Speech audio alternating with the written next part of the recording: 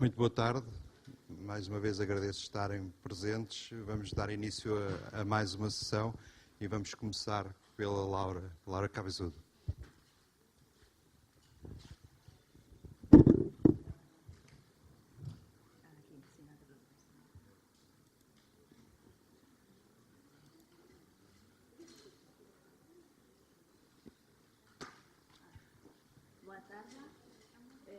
Buenas tardes, espero que hagamos una buena digestión a estas horas con la ponencia.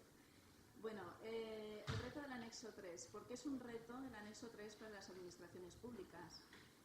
Hasta ahora estamos acostumbrados a datos, a conjuntos de datos del anexo 1 y del anexo 2 que realmente estaban siendo creados por organismos cuya acción principal era producir cartografía o con departamentos muy relacionados con estos organismos, con lo cual eran fácilmente detectables, teníamos controlado el proveedor y era fácil ejecutar determinadas actividades sobre ellos.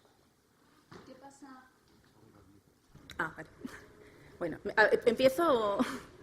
Bueno, ¿qué pasa con el anexo 3? Normalmente son temas que están muy diversificados en distintos departamentos de la Administración, con lo cual es difícil saber quién está produciendo qué, y en el caso de que sepamos qué temas están siendo producidos en determinadas zonas, es difícil saber qué relación están teniendo con los ministerios o con otros organismos nacionales, con lo cual no sabemos si realmente tenemos que reportarlos o no tenemos que reportarlos. Desde el 2013 se han hecho muchas jornadas, cursos, formación. Hemos intentado transmitir la importancia de INSPIRE, los datos que están relacionados y que son afectados, y la respuesta ha sido esta. O sea, siempre que hablamos de INSPIRE, la gente sale corriendo en dirección contraria. ¿Por qué? Bueno, pues hemos conseguido... Bueno, creo que todos lo hemos vivido, ¿no? Bueno, hemos conseguido un gran número de usuarios en nuestro geoportal, en nuestra plataforma, pero cada proveedor nos cuesta muchísimo conseguir que comparta sus datos. ¿Por qué ocurre esto? Pues bueno, pues creemos que hay una deficiencia de comunicación. Es decir, estamos hablando, sobre todo en estas jornadas, y todos somos técnicos, hablamos mucho de pues, cómo hacer los servicios, cómo hacer los datos, que si la validación, que si las regulaciones, que si tal... Pero nos cuesta mucho transmitir a la gente que no está en este mundo pues la necesidad y el trabajo que hay que hacer. Cuando nosotros estamos hablando pues eficiencia, transparencia, ahorro, conocimiento y bueno, todo lo que más o menos conocéis los que estáis aquí, el que está enfrente dice, cuántos cambios, qué trabajo con lo que tengo yo que hacer, la responsabilidad de que encuentren un error en mis datos, tengo que dedicar recursos míos a hacer esto y encima formación, más tiempo, más trabajo. Entonces, vamos a ver qué herramientas podemos utilizar para solucionar este problema. Para empezar, vamos a hacer un análisis del proyecto en cuanto a sus debilidades, fortalezas, amenazas, oportunidades, bueno, el gráfico DAFO. En cuanto son debilidades, el proyecto en sí, al menos en lo que es en nuestro entorno, en Valencia, tiene poca repercusión mediática. También es verdad que nosotros, pues al tener poca repercusión mediática, pues tiene poco interés político y se nos han asignado pocos recursos. Fortalezas, pues como ya hemos explicado en otras ponencias, tenemos muchos años de experiencia en IDE, hemos implantado, con mucho esfuerzo, pero hemos implantado muchas aplicaciones que utilizan servicios IDE, tenemos un gran número de usuarios, actualmente, pues gracias a Dios, tenemos un incremento importante del presupuesto y tenemos un socio tecnológico potente, que es la DGTIC, que concentra toda la informática de la Generalitat Valenciana. Amenazas, pues tenemos la típica resistencia al cambio, de estoy funcionando y me va bien, para que tengo que cambiar a otras cosas nuevas. Tenemos un desarrollo tecnológico heterogéneo en los distintos departamentos de la Generalitat. Hay quien utiliza Excel y hay quien utiliza sistemas de información geográfico ya. Hay una falta de proyectos de visión organizativa horizontal, no están acostumbrados a hacer gestión horizontal de proyectos. Insuficiencia de cultura geográfica, no saben qué se puede y no se puede hacer con un dato geográfico. Oposición a desvío de presupuesto, evidente, y una oposición a la adopción de directrices que desde INSPIRE o desde la IDE estamos imponiendo para que a la hora de realizar servicios o realizar determinados datos geográficos. Oportunidades, pues como he hablado antes, dentro de la Generalitat se están unificando todas las infraestructuras informáticas. Existe, como ya se está desarrollando a nivel europeo, políticas de reutilización, políticas de transparencia. Hay un gran desarrollo de tecnologías TIC en cuanto a transmisión de datos, almacenamiento de datos, una gran persistencia de actores medioambientales. Ellos están convencidos y a estas alturas ya hay muchos estudios de los beneficios que llevan ahí. Es decir, podemos apoyarnos en esto para convencer a la gente. ¿Qué tenemos que hacer aquí? Pues tenemos que encontrar una estrategia que coja nuestras fortalezas y nuestras oportunidades, las potencie, tenga en cuenta y considere nuestras deficiencias y se anticipe a nuestras amenazas. ¿Qué podemos hacer aquí? Es decir, ¿qué acciones está haciendo que un proveedor que no está interesado pase a estar interesado? Bueno, vamos a analizar los proveedores que hasta ahora sí que han compartido datos. Pues siempre ocurre por esta serie de motivos. O bien por un tema de marketing político, es decir, el proyecto les va a beneficiar en algún punto porque va a tener un gran desarrollo social, porque hay una demanda puntual de los ciudadanos que tienen que resolver, porque tienen un problema de gestión interna o externa y entonces necesitan compartir sus datos para utilizar los servicios y mejorar esa gestión, por un ahorro de recursos, normalmente pues pueden ser de máquinas, sistemas o software, y por una obligación legal. Evidentemente, todos aquellos que saben que están afectados por Inspire.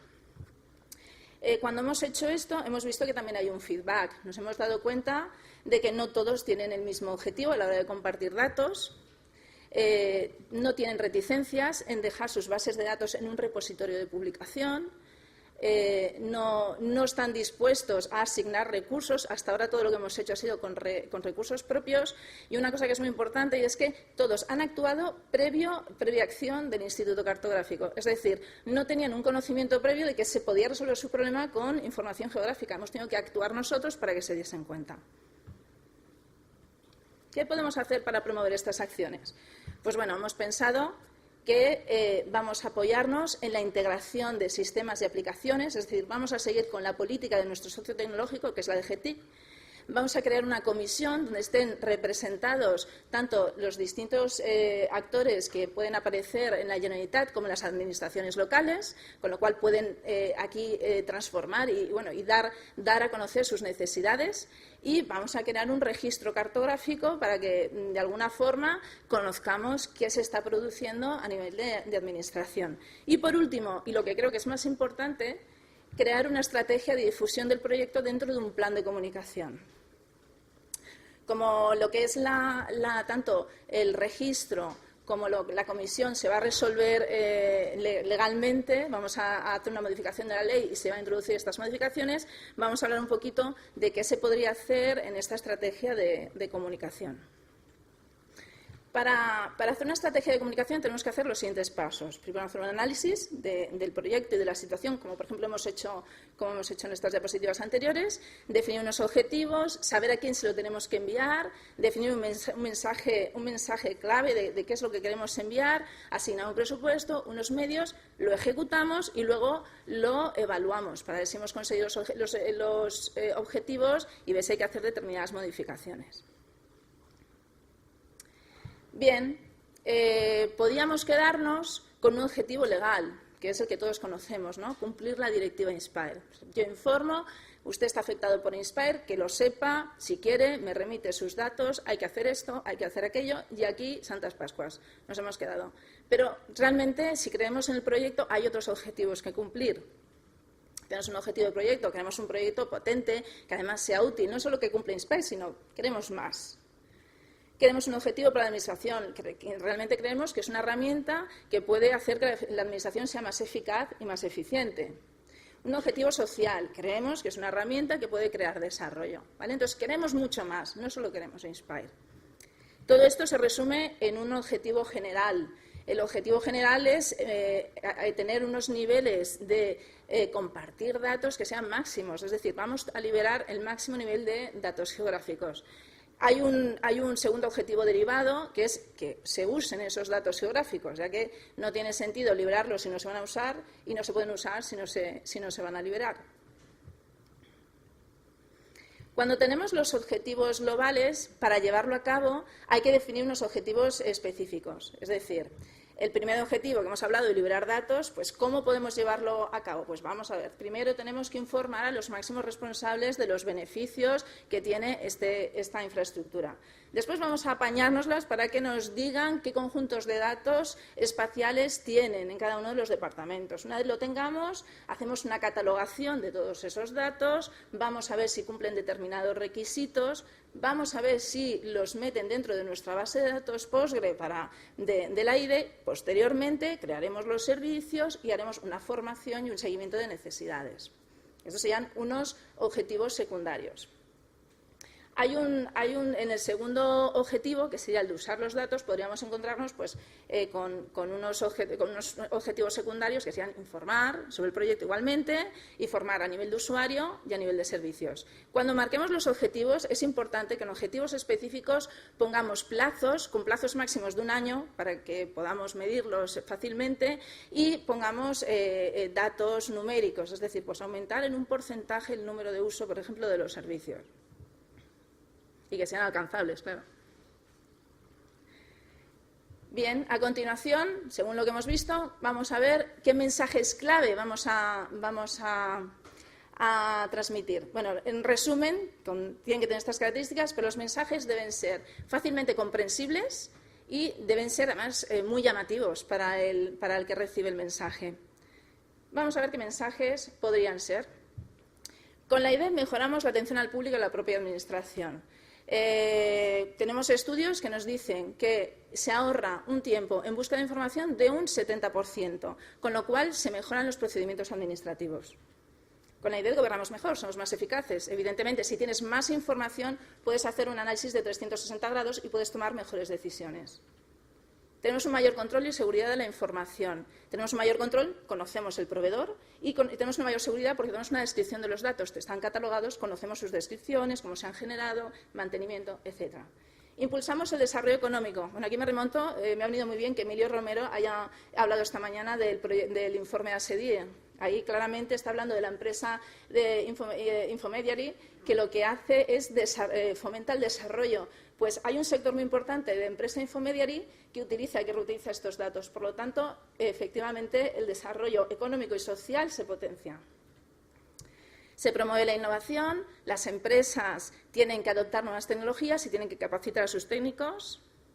Impulsamos la investigación, evidentemente los datos, si son accesibles, se pueden abordar proyectos que hasta ahora los costes no permitían. Se igualan oportunidades entre las administraciones.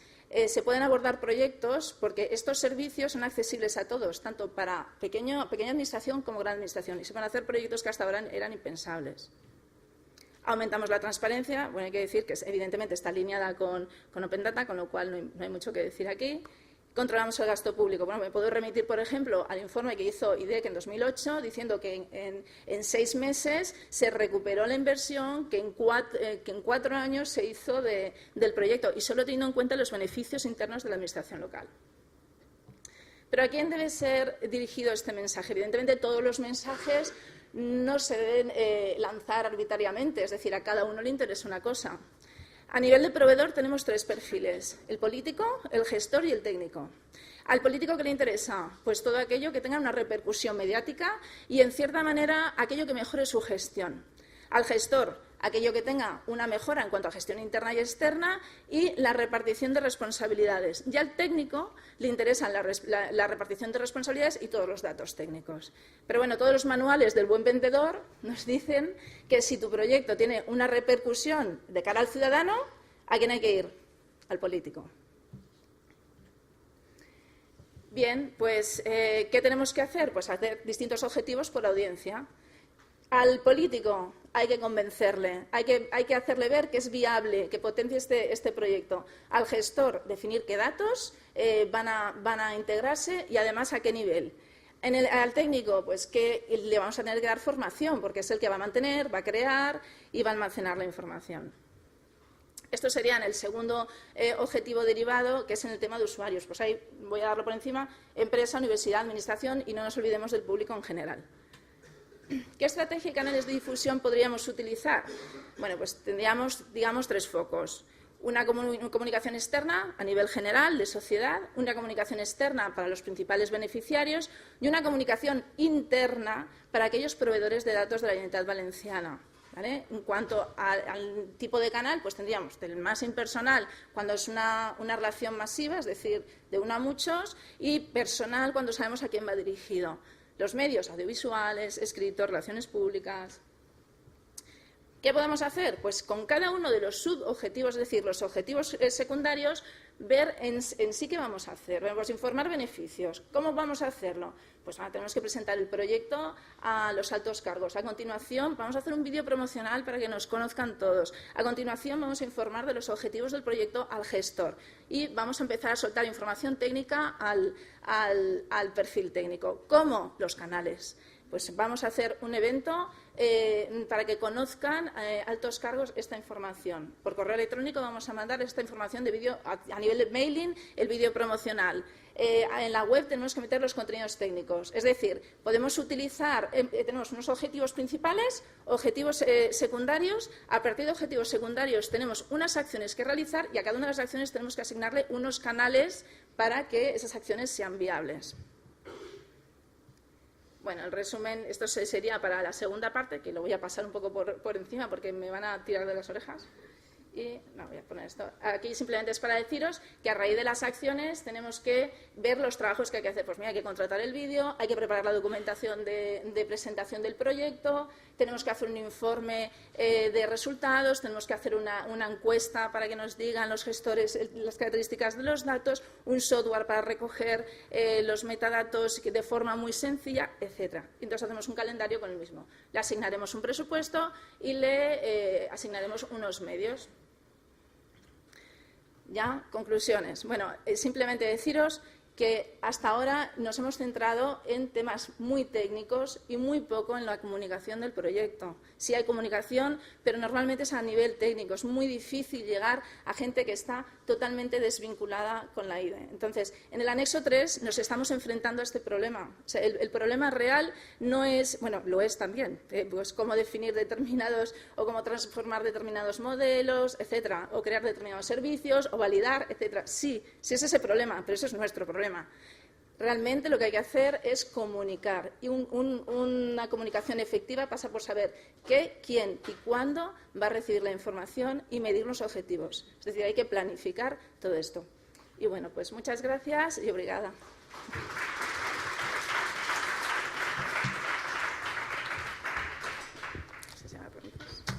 Obrigado, Laura. Alguém tem questões? Uma questão.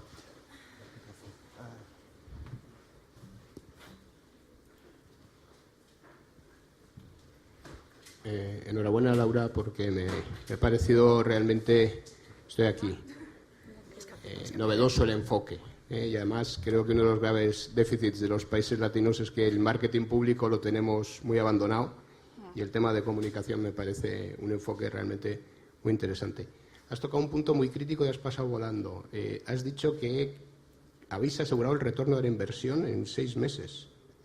Sí, bueno, ahí me he basado en el informe que hizo IDEC en 2008, que en ese caso concreto, en ese proyecto, la información que decían era que se había conseguido un retorno de la inversión de los 4 años de proyecto, se había conseguido en 6 meses.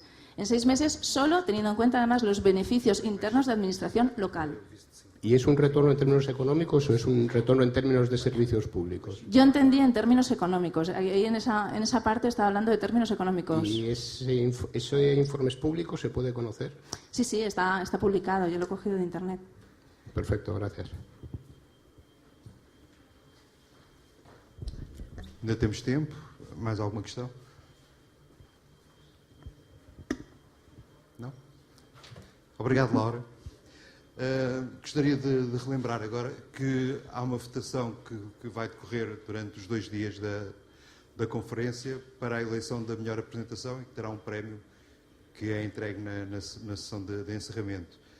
Para além das indicações que receberam via e-mail, há também uns QR codes espalhados pelas salas que dizem como é que se pode votar. Obrigado. Vou dar a palavra agora à Teresa Rafael, nos vai falar um pouco sobre o CNIMAR. Então, boa tarde a todos. Vou-vos dar uma apresentação, desta vez já sobre o Geoportal CNIMAR, uma vez que temos vindo a apresentar a evolução deste projeto nestas jornadas, inclusive o ano passado em Barcelona. Portanto, agora terminamos o projeto e passamos para uma fase em que já vos posso dar a conhecer o resultado deste projeto. Vou começar por um breve enquadramento sobre o que se passou para trás, de uma forma breve, depois falar do próprio Geoportal e, por fim, quais as oportunidades e os desafios que iremos enfrentar agora para o futuro, já sem financiamento de projeto. Como sabem, este projeto foi um projeto financiado pelos EA Grandes, portanto, pela Islândia, Noruega e Liechtenstein. Teve um financiamento de 2,35 milhões de euros, portanto, um financiamento bastante agradável para construir esta IDE. O enquadramento deste projeto foi a Diretiva Inspire e foi também a Diretiva Quadro da Estratégia do Meio Marinho. Portanto, com este Geoportal pretende-se dar resposta e ser uma ferramenta de apoio à implementação desta diretiva. O projeto teve a duração de 36 meses e terminou, como disse, no que diz respeito ao financiamento, em abril de 2017. Estas são as entidades envolvidas. A estrutura de missão para a extensão da plataforma continental foi a entidade promotora. Tivemos 2 parceiros doadores, um da Islândia e outro da Noruega, um parceiro nacional, o Instituto Português do Mar e da Atmosfera, e depois 10 entidades participantes que, de alguma forma, fazem parte todas da Administração Central do Estado e das regiões autónomas e que nos deram contributo como produtores de dados geográficos. Para além disso, envolvemos também a Faculdade de Ciências, porque se entendeu que era uma entidade que nos podia dar apoio no que diz respeito ao desenvolvimento do próprio projeto e tinha experiência, como sabem, em sistemas de informação geográfica. Começámos com este problema, que existe em quase todo lado, que é saber que informação marinha existe, onde é que ela se encontra e como é que nós podemos aceder à informação. Portanto, é um problema transversal a várias áreas do conhecimento, não só a área do mar, e que também existe em Portugal. Com este projeto pretendeu-se resolver um geoportal de acesso ao público, portanto, sem logins, sem password, sem nada disso, de acesso imediato a qualquer cidadão e, através deste geoportal, permitir que as entidades que são detentoras de informação possam partilhá-la, possam todos pesquisar e possam todos fazer acesso e download. Portanto, isto para todos. Portanto, não existem pesquisas nem acessos diferenciados neste geoportal. Como é que isto foi desenvolvido? Foi desenvolvido em 3 etapas. A primeira, em que procurámos identificar a informação que existia junto das entidades participantes. Aqui neste slide, por nó local, entende-se cada nó local uma entidade participante. Depois, catalogámos a informação e, por fim, criámos uma ferramenta que permitisse visualizar, partilhar e dar acesso a esta informação. E aqui houve 2 tipos de ferramentas, uma em cada nó local, portanto em cada entidade participante, e outra que é o próprio geoportal, que corresponde neste caso ao nó central. Como é que fizemos isto? Demos meios a todas as entidades que aderiram a este projeto para poderem compilar a sua informação e para organizá-la, e para isso demos um recurso humano, demos um portátil e um servidor com firewall, de forma a que todas as entidades tivessem todos os meios para poderem organizar a sua informação geográfica. Depois tentámos repartimos a coordenação dos diferentes work packages do projeto pelas entidades envolvidas, de forma a não ficar tudo concentrado numa entidade só, neste caso que éramos nós, a MEPC. Decidimos que não iríamos impor, nem havia nenhuma meta estipulada sobre a quantidade de informação que iria ser partilhada, nem no que diz respeito à forma de a partilhar. Portanto, o que foi desenvolvido foi um perfil de metadados baseado no perfil adotado pela Direção-Geral do Território, só com o acréscimo no que diz respeito à palavra-chave do mar, e era só essa a obrigação que as entidades tinham, é de seguir esse perfil, obviamente, para disponibilizarem a sua informação. Mas não foi estipulado qualquer tipo de imposição sobre a qualidade ou quantidade de informação.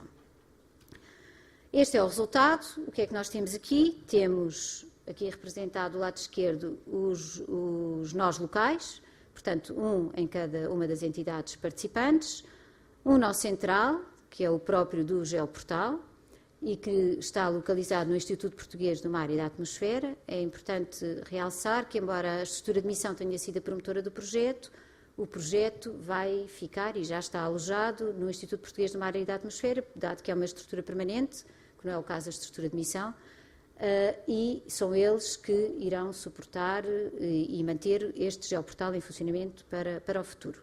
Portanto, este geoportal, por harvesting, vai buscar a informação a cada um dos nós locais, e estes nós locais, por sua vez, são alimentados por duas aplicações. A primeira, esta SAGE, foi desenvolvida para os dados da MEPC, uma vez que dispunha de bases de dados organizadas, e foi desenvolvida uma aplicação que permite gerar metadados automaticamente a partir desta aplicação. E foi criado também um editor de metadados que permite às outras entidades catalogarem a sua informação. Portanto, tudo isto está ligado a outra aplicação que foi desenvolvida no âmbito do projeto, que é um dicionário do mar.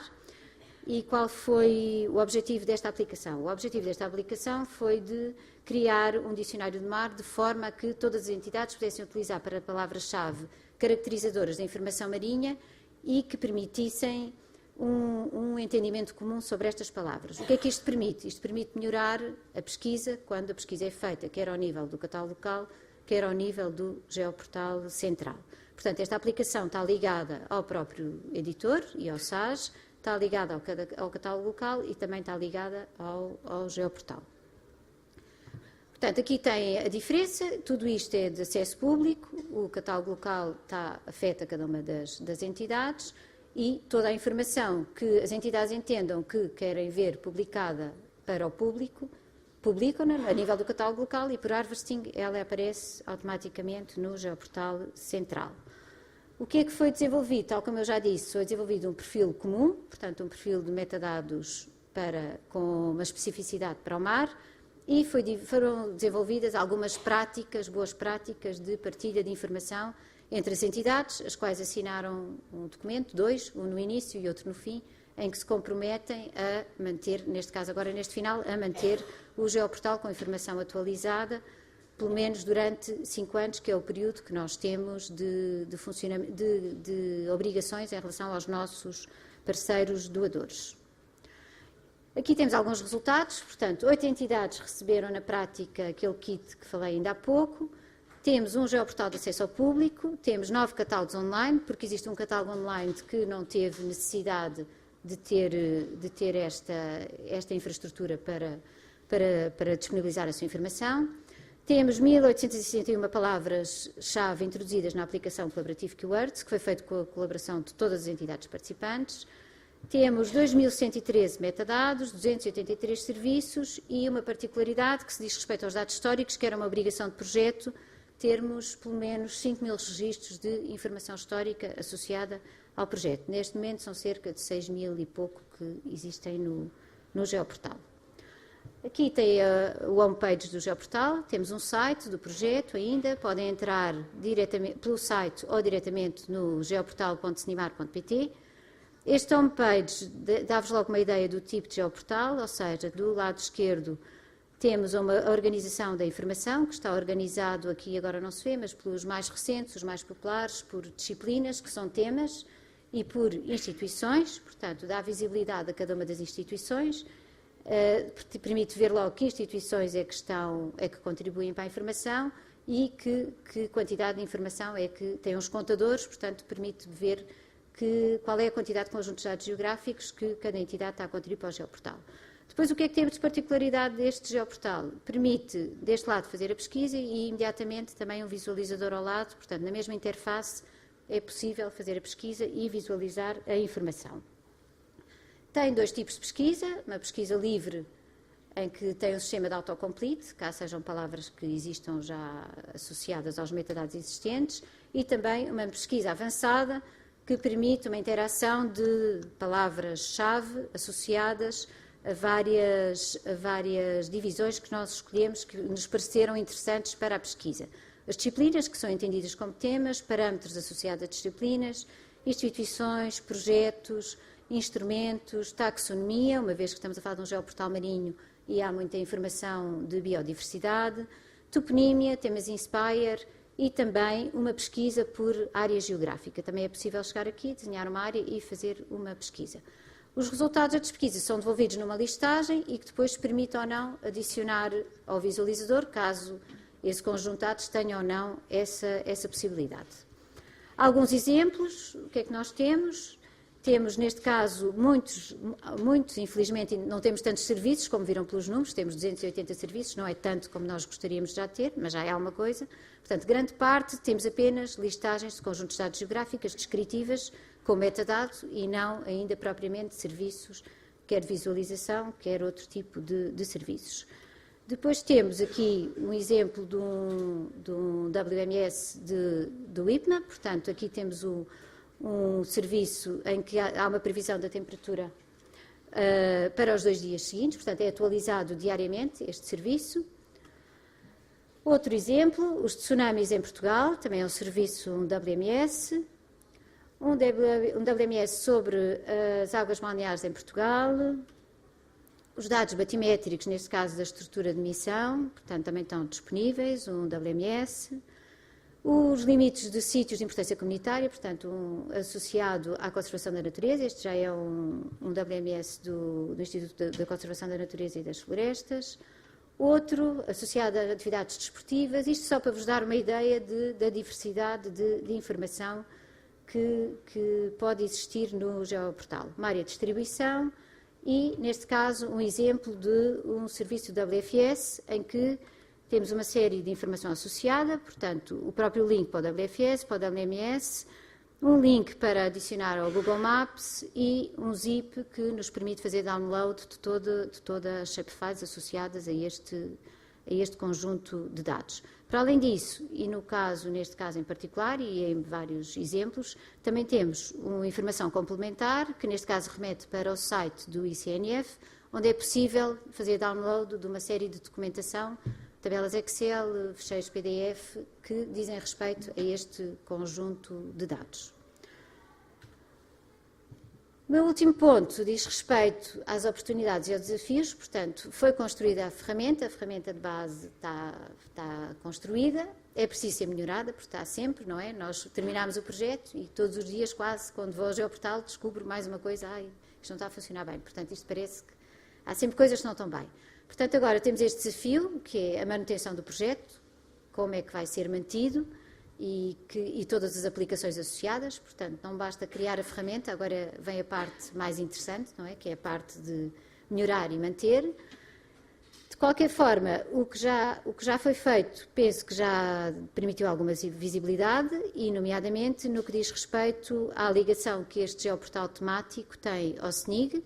Portanto, neste momento, houve uma alteração ao Decreto-Lei 180/2009 que permite a ligação ao SNIG de infraestruturas de dados espaciais temáticas, e é o caso do SNIMAR. Portanto, há uma complementaridade entre o SNIMAR e o SNIG, em que o SNIMAR alimenta o SNIG, portanto, isto permite que não haja duplicação de trabalho nem de esforço das entidades que estão associadas ao mar. E, por outro lado, o próprio SNIMAR, que era também o objetivo de projeto, está neste momento já ligado ao Geoportal da Islândia e estamos a tratar da ligação ao Geoportal da Noruega. Portanto, como toda a informação, não disse, mas que é relevante, também está em inglês, portanto, é possível dar mais um salto no futuro para que este Geoportal ainda possa ser divulgado e ser utilizado, sobretudo, por outras entidades. Agora, há que, tal como disse, pensarmos, que ainda não pensámos, ainda não está tudo definido o que é necessário para o futuro, mas ainda não temos nenhuma fonte de financiamento associada, portanto, falta dar esse passo para pensarmos no futuro do Geoportal. Muito obrigada.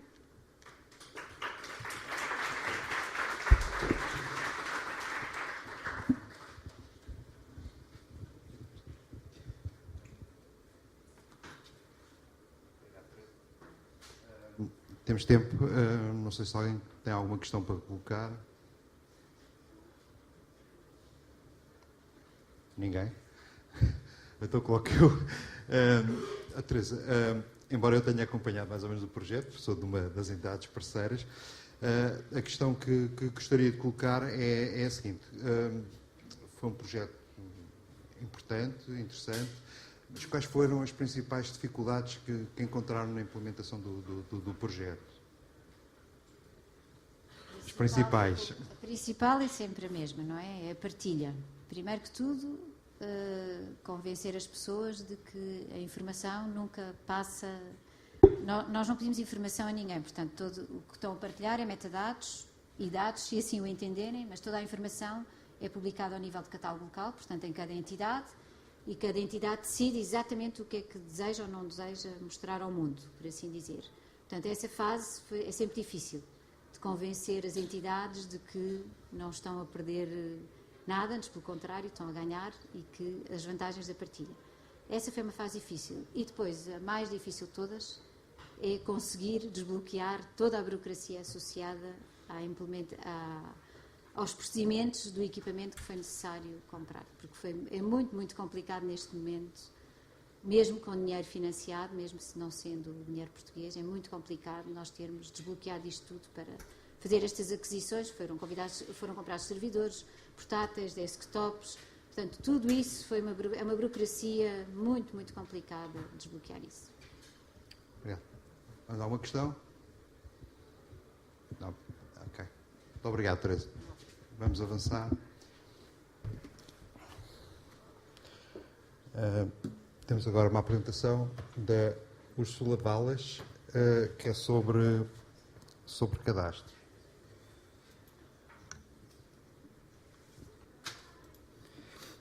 É esta.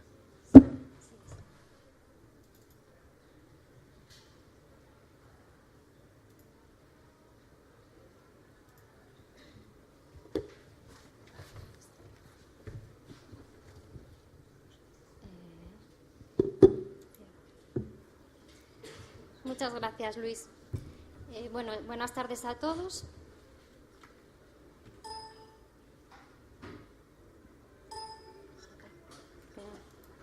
Vale, ahora sí. La presentación es acerca de las parcelas catastrales Inspire en la Dirección General del Catastro. El conjunto de datos de parcela catastral es uno de los temas del anexo 1 de la Directiva Europea Inspire y, por tanto, tiene que estar implementado a fecha de 23 de noviembre de 2017, conforme al Reglamento 1089 de 2010. Para la armonización del conjunto de datos de parcela catastral se establecen desde Inspire unas reglas de implementación, y en el caso de este conjunto de datos, pues este es el documento que recoge las especificaciones técnicas para este conjunto de datos. Para ayudar a la transformación de los conjuntos de datos de parcela catastral en el territorio nacional español, se creó el Grupo Técnico de Trabajo de Parcela Catastral dentro del CODIGE. Este grupo de trabajo está integrado por la Dirección General del Catastro, que es la responsable del 95% de los datos del conjunto de datos de parcela catastral, y además es quien coordina este grupo de trabajo. El coordinador es Fernando Serrano, que es vocal asesor y jefe de la unidad de cartografía catastral. También forman parte del grupo de trabajo el Servicio de la Riqueza Territorial y Tributos Patrimoniales de la Hacienda de Navarra, el Departamento de Hacienda, Finanzas y Tributos de la Diputación Foral de Álava, el Departamento de Hacienda y Finanzas de la Diputación Foral de Vizcaya y los Departamentos de Hacienda y Finanzas y Medio Ambiente y Ordenación del Territorio de la Diputación Foral de Guipúzcoa. Una de las principales tareas que ha tenido este grupo de trabajo ha sido la creación de esta guía de transformación de conjuntos de datos espaciales de parcela catastral al marco Inspire. De este documento existe una primera versión, la versión 0, que es de octubre de 2016, que está publicada en la página web de la IDE. Y esta primera versión solo contenía información de este conjunto de datos de parcela catastral y los servicios Inspire de la Dirección General del Catastro. Durante este tiempo, además de llevarse a cabo varias reuniones del grupo de trabajo, hemos mantenido un contacto continuo con los diferentes organismos responsables de este conjunto de datos en el territorio nacional, y según han ido implementando sus datos y servicios conforme a Inspire, nos han proporcionado la información y la hemos ido incorporando al documento. y además pues hemos ido comprobando sus servicios, y si detectábamos que algún servicio no proporcionaba la respuesta esperada, pues también se lo comunicábamos para que pudieran solucionar los problemas que pudiera haber. Actualmente estamos trabajando en la versión 1.1 de este documento, que recoge la estructura del conjunto de datos de parcela catastral, los atributos de cadastral parcel y cadastral zoning de los 5 organismos productores de este conjunto de datos en el territorio nacional. Las características, ejemplos de peticiones y de representación del servicio WMS Inspire de la Dirección General del Catastro, Navarra, Álava y Guipúzcoa. Características y ejemplos de peticiones del servicio WFS Inspire de la Dirección General del Catastro, Navarra y Guipúzcoa, y un ejemplo del GML Inspire de cada uno de los 5 catastros. Aquí tenemos el servicio WMS Inspire de los 4 catastros que tenemos ahora mismo, que están disponibles, que son la Dirección General del Catastro, Navarra, Álava y Guipúzcoa. El tener el servicio WMS implementado lo que nos permite es disponer de una continuidad en el catastro. Hasta ahora no se podía tener un mapa de todo el territorio nacional del parcelario, y con la implementación de estos servicios pues estamos avanzando hacia ello. Nos faltaría el servicio WMS Inspire de Vizcaya para completar el mapa de parcelas catastrales del territorio español. Y luego también ahora lo que necesitamos es que la IDE dé respuesta mediante un servicio de cascada a un WMS de todo el territorio. A continuación, pues os voy a mostrar unos ejemplos de esa continuidad catastral utilizando los servicios WMS de diferentes organizaciones. Aquí, por ejemplo, tenemos de la Dirección General del Catastro una zona de Burgos, el servicio de Álava y la imagen sobre la ortofoto. Aquí en este otro ejemplo pues tenemos de la Dirección General del Catastro una zona de La Rioja, el servicio de Álava y la imagen sobre la ortofoto. Y un último ejemplo donde tenemos de la Dirección General del Catastro una zona de Zaragoza y el servicio WMS con forma Inspire de Navarra y la imagen sobre la ortofoto. Como se puede ver en estas imágenes, los conjuntos, sí que existe una continuidad en las parcelas catastrales que producen los diferentes organismos, pero esto no siempre es así. A veces hay pequeños solapes, entonces el poder ver el catastro de una manera continua lo que permite es una mejor coordinación entre los diferentes organismos que producen estos conjuntos de datos para evitar que se den esas situaciones. En la Dirección General del Catastro también hemos realizado todos los cambios necesarios para adaptarnos a la versión 4.0 del esquema de parcela catastral. Los cambios que se han realizado principalmente son, en la cabecera del documento pues se ha cambiado la etiqueta GML Feature Collection por WFS Feature Collection, se ha añadido el esquema WFS 2.0 de OpenGIS junto con el de parcela catastral de Inspire. Se han añadido los atributos timestamp, number match y number time, y la etiqueta GML Feature Member se ha cambiado por WFS Member. Con respecto al identificador Inspire, pues se ha cambiado la definición del atributo XML-NS base.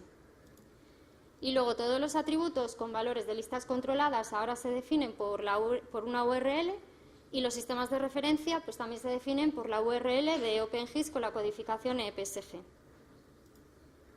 Una vez que hemos realizado todos estos cambios, hemos validado nuestro conjunto de datos con el validador que ofrece Inspire en su página web, y como se puede ver en la imagen de la derecha, cumplimos las especificaciones de Inspire para este conjunto de datos porque no nos aparece ningún error en rojo, que serían los errores graves o no admisibles.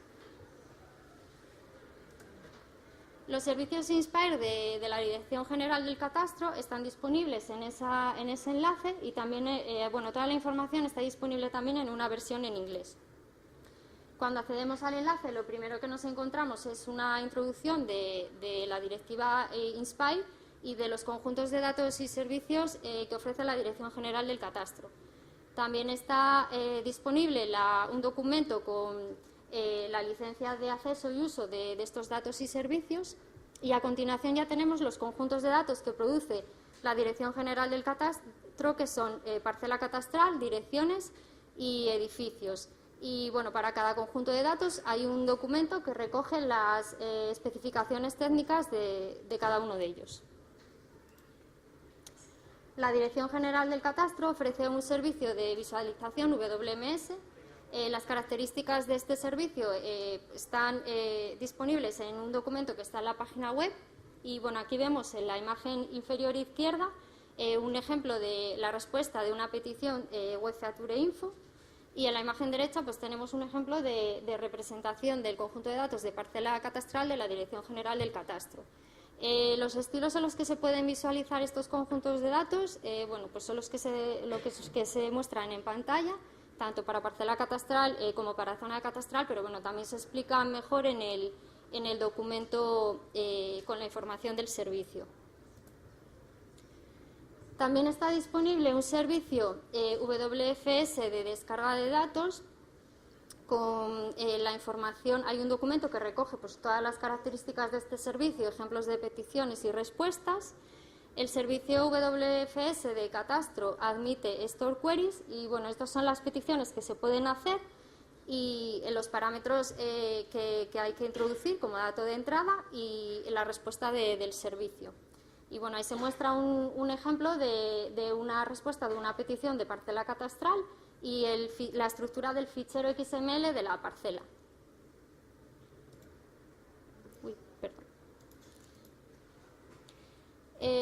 También está disponible el servicio Atom, de descarga de datos predefinidos Inspire. Este servicio, el servicio Atom son ficheros XML que se generan 2 veces al año en la Dirección General del Catastro y cuando se accede al enlace para descargar estos datos, pues nos aparece un listado con las gerencias que hay en la Dirección General del Catastro y pinchando en una gerencia accedemos a una pantalla donde nos aparece una carpeta donde nos podemos descargar para cada municipio el fichero Atom. Y la descarga, el ejemplo de una descarga Atom, pues sería lo que, la imagen que vemos en la parte inferior derecha de la pantalla. La aprobación de la Ley 13/2015 de 24 de junio de reforma de la Ley Hipotecaria establece que la cartografía catastral se constituye como base gráfica del registro de la propiedad. Además aparece la figura de finca coordinada con el catastro. Para este proceso de coordinación catastro-registro se utiliza el GML Inspire de parcela catastral. Toda la información acerca de la coordinación catastro-registro está disponible en el portal de la Dirección General del Catastro.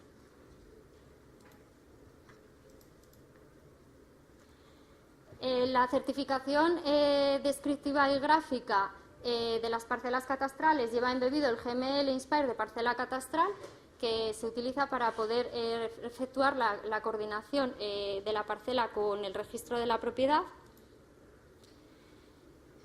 Y también se utiliza cuando el titular de una parcela considera que la definición de la misma que existe en las bases de datos gráficas de catastro no se corresponde con la realidad, puede presentar una representación gráfica alternativa. Y bueno, también cuando se realizan operaciones de reparcelación como de reordenación de los terrenos, como agrupaciones, segregaciones y reparcelaciones, pues también hay que presentar una representación gráfica alternativa que utiliza como formato de entrada el GML Inspire de parcela catastral. Esa representación gráfica alternativa se valida en una aplicación que está disponible en la sede electrónica del catastro. Para acceder a esta aplicación hay que autentificarse. Y lo que hace esta aplicación es validar los GML aportados con el esquema Inspire de parcela catastral y además comprueba que todos los GMLs aportados coinciden o encajan en la cartografía catastral. Si se modifican los linderos de una parcela, pues las parcelas lindan con otras. Entonces, además de esa parcela, es necesario aportar el GML de las parcelas colindantes, de manera que todas las parcelas aportadas encajen en la cartografía catastral como las piezas de un puzzle. Desde que se puso en funcionamiento el servicio de validación gráfica, se han obtenido más de 120.000 informes de validación gráfica alternativa por 14.000 usuarios diferentes. Esto quiere decir que la utilización del GML Inspire en la coordinación catastro-registro ha contribuido a la difusión de este formato y cada vez más usuarios están familiarizados con el mismo. Además, se ha generado un modelo de negocio en torno al GML Inspire de parcela catastral, porque se han desarrollado muchas aplicaciones que permiten generar ficheros GML Inspire de parcela catastral. Estos son algunos ejemplos, pero existen más aplicaciones, tanto propietarias como libres. Y ya para finalizar, en la sede electrónica del catastro, cuando se accede a la página web, en la parte superior derecha hay un botón, Contáctenos, donde los usuarios pueden ponerse en contacto con nosotros cuando tienen dudas acerca del formato del GML Inspire de parcela catastral o del proceso de validación gráfica alternativa, y nosotros les damos la respuesta. Muchas gracias por su atención y sí.